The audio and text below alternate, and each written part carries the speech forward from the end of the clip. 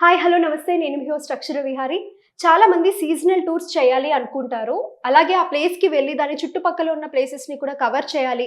ఎవరైనా మంచి అసోసియేషన్ ఉంటే వాళ్ళ త్రూ వెళ్ళాలి అని అనుకుంటూ ఉంటారు.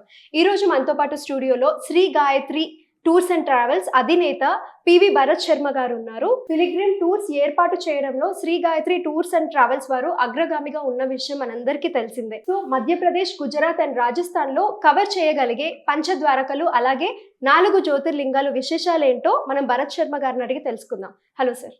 నమస్తే అమ్మా. సార్, చాలా మంది రాజస్థాన్, గుజరాత్ ఇలాంటి ప్లేసెస్‌కి కూడా వెళ్ళాలనుకుంటారు. అయితే ఇందాక నేను చెప్పినట్టుగా 4 జ్యోతిర్లింగాలు అలాగే పంచద్వారకలు ప్లేసెస్ కవర్ చేయాలి అని కూడా అనుకుంటారు. అయితే మీరు ఒక శతాబ్దం నుంచి ఎన్నో వేల మందిని దగ్గరుండి తీసుకెళ్లారు. వాళ్ళని చాలా జాగ్రత్తగా ఇక్కడ నుంచి ఎలా తీసుకెళ్లారో మళ్ళీ అలాగే తీసుకొనొచ్చి దించారు. అయితే ఈ ప్లేసెస్‌ని ఎన్ని డేస్‌లో కవర్ చేయొచ్చు? ఎన్ని డేస్ లీవ్ పెట్టుకోవాల్సి ఉంటుంది? అండ్ అకామిడేషన్ డీటెయిల్స్ అనేవి పూర్తి డీటెయిల్స్ మా వ్యూవర్స్‌కి ఇస్తారా?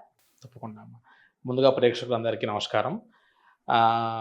మనం మధ్యప్రదేశ్, అదేవిధంగా గుజరాత్, అదేవిధంగా మనం రాజస్థాన్ స్టేట్స్ని మనం కవర్ చేసుకోగలిగితే కనీసం ఒక 10 రోజుల కాలంలో 4 జ్యోతిర్లింగాలతో పాటు పంచద్వారకలు, అదేవిధంగా కొన్ని ముఖ్యమైనటువంటి ప్రదేశాలు లాంటి మౌంట్ అబు, మాతృగయ, అదేవిధంగా పోర్బందర్, స్టాచ్యూ ఆఫ్ యూనిటీ, ఇలా లెక్క వేసుకుంటే ఎన్నో ప్లేసెస్ని మనం కవర్ చేయడానికి ఇది ఒక లాంగ్ రూట్ అని చెప్పచ్చు.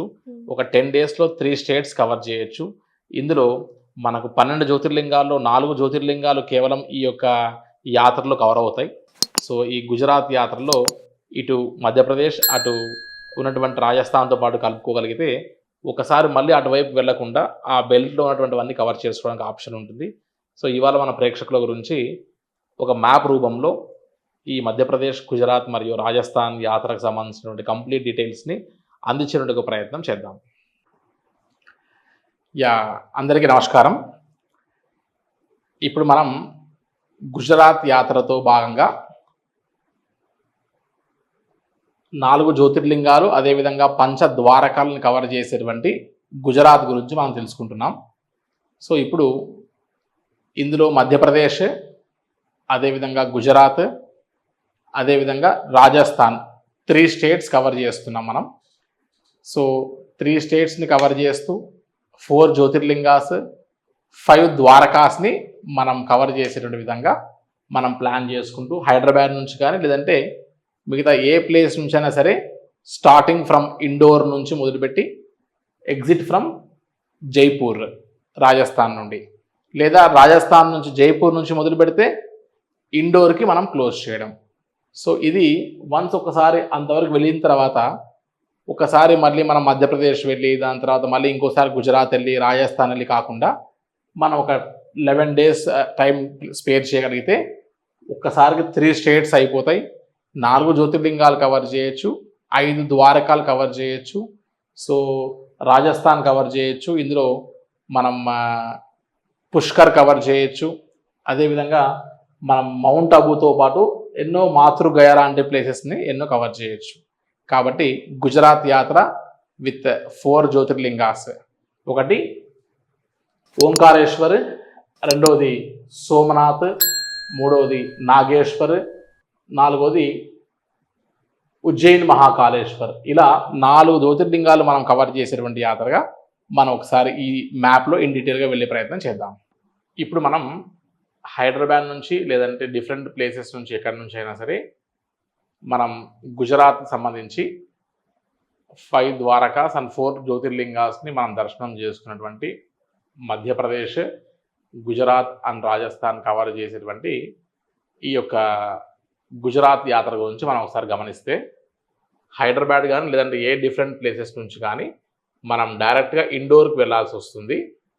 ఇండోర్ నుండి మనం ఆల్మోస్ట్ ఒక 2.5 to 3 hours వరకు మనం ఉజ్జయిన్ మహాకాళేశ్వర్, ఇండోర్ నుంచి ఉజ్జయిన్ వరకు మనం బై రోడ్ వెళ్ళిపోతాము.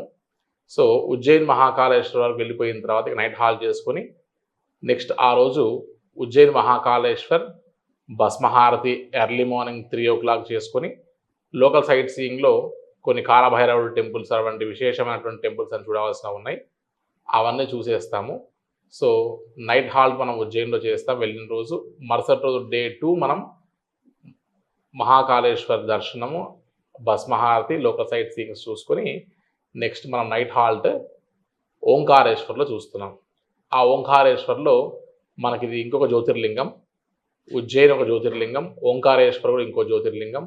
ఇక్కడ నైట్ హాల్ట్ చేసేస్తాం ఓంకారేశ్వర్ దర్శనం అయిన తర్వాత. నెక్స్ట్ మనం అక్కడ నుంచి ఇంకొక 5 to 6 hours వరకు మనం ట్రావెల్ చేసి మనం నెక్స్ట్ డాకూర్, ద్వారకా, అదేవిధంగా వడోదరకు వెళ్ళి మనం నైట్ స్టే చేసేస్తాం. ఈ డాకూర్ ద్వారకా అనేటువంటిది పంచద్వారకాల్లో ఫస్ట్ ద్వారక. నెక్స్ట్ మనం ఇక్కడ నుండి డే 4 మనం బయలుదేరి మనం స్టాచ్యూ ఆఫ్ యూనిటీ భావనగర్కు వెళ్ళి మనం స్టాచ్యూ ఆఫ్ యూనిటీ దర్శనం చేసేసుకుంటాం.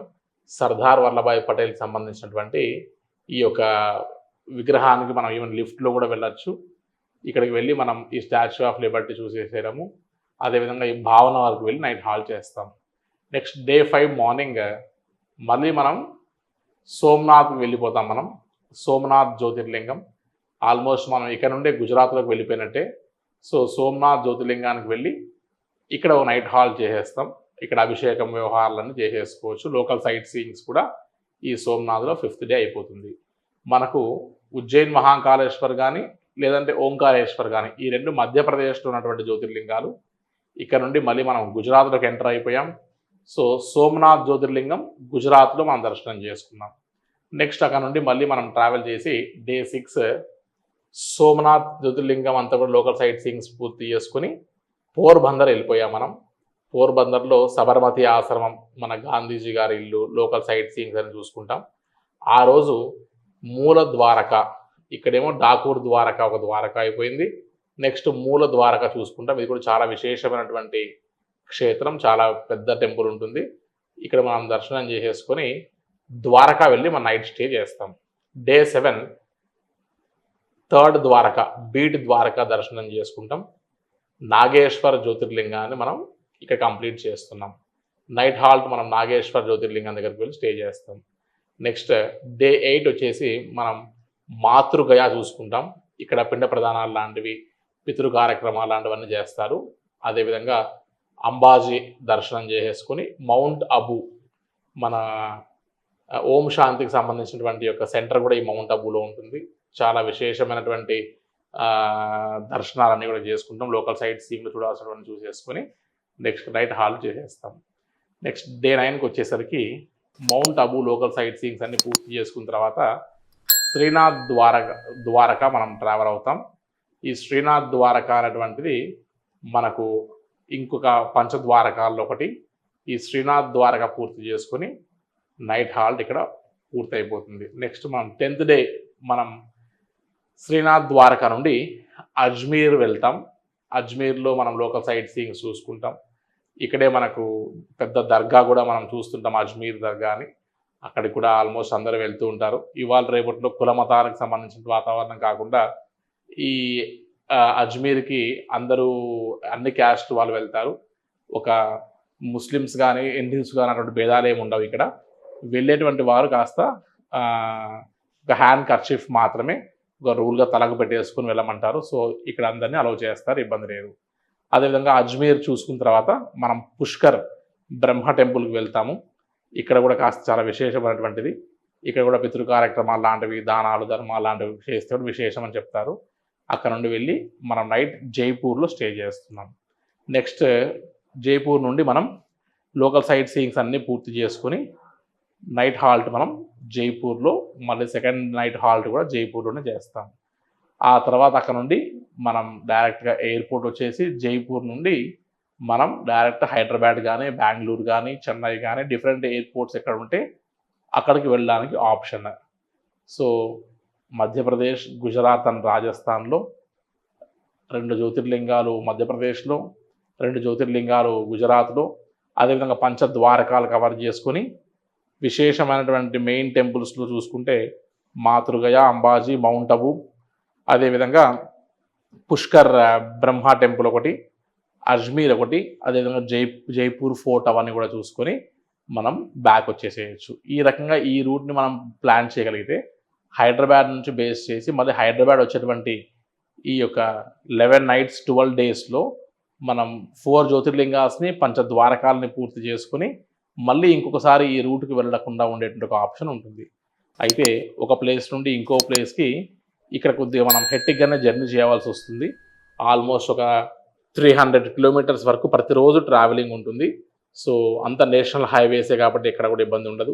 మన సౌత్ ఇండియన్ ఫుడ్, మన సౌత్ ఇండియన్ కుక్స్తో కూడినటువంటి ఒక టీంతో మనం ఈ యొక్క టూర్ చేయగలిగితే ఫుడ్ కూడా ఇక్కడ ఇబ్బంది పడాల్సిన అవసరం పడదు అండ్ ప్రశాంతంగా పూర్తి అవుతుంది.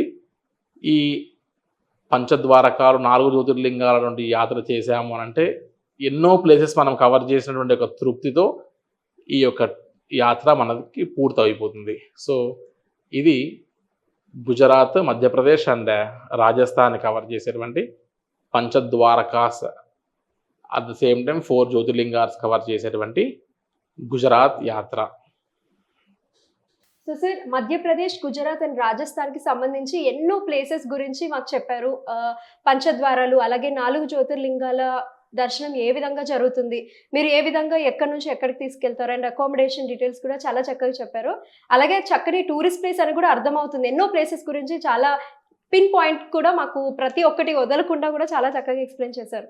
సో చూశారు కదా, మీరు కూడా మధ్యప్రదేశ్, గుజరాత్ అండ్ రాజస్థాన్కి వెళ్ళాలనుకుంటే Shri Gayatri tours and travels వాళ్ళని అప్రోచ్ అవ్వండి. కింద కనిపిస్తున్న డిస్ప్లే నెంబర్కి కాల్ చేయండి. చాలా థ్యాంక్స్.